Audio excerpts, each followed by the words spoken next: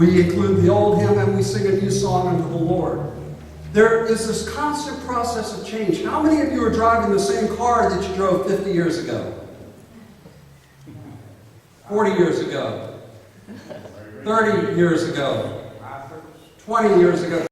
Remember the windows that you rolled down? How many of you remember windows that you rolled down, right? That wasn't that long ago, was it?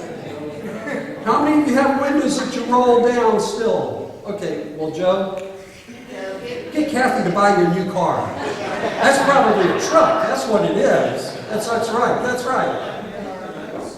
Because change is a natural part of life. The only thing that stops changing is something that is dead. If you want to know if you're dead or alive, you're going to be changed a little bit from yesterday, and you're going to change a little bit for tomorrow. And that change is a good thing.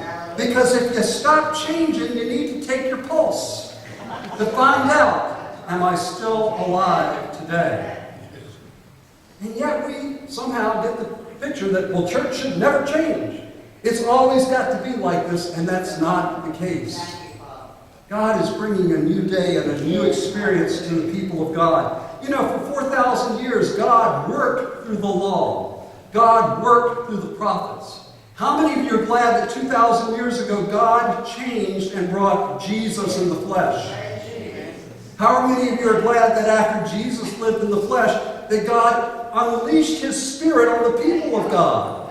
He hadn't done that for 4,000 years, but 2,000 years ago, He unleashed His Spirit. He said, whosoever will may come. He said, I pour out my Spirit upon all flesh. He didn't do that in the first 4,000 years. I'm glad we live in the last 2,000 years. And somehow we need to get the message, and we need to proclaim that message.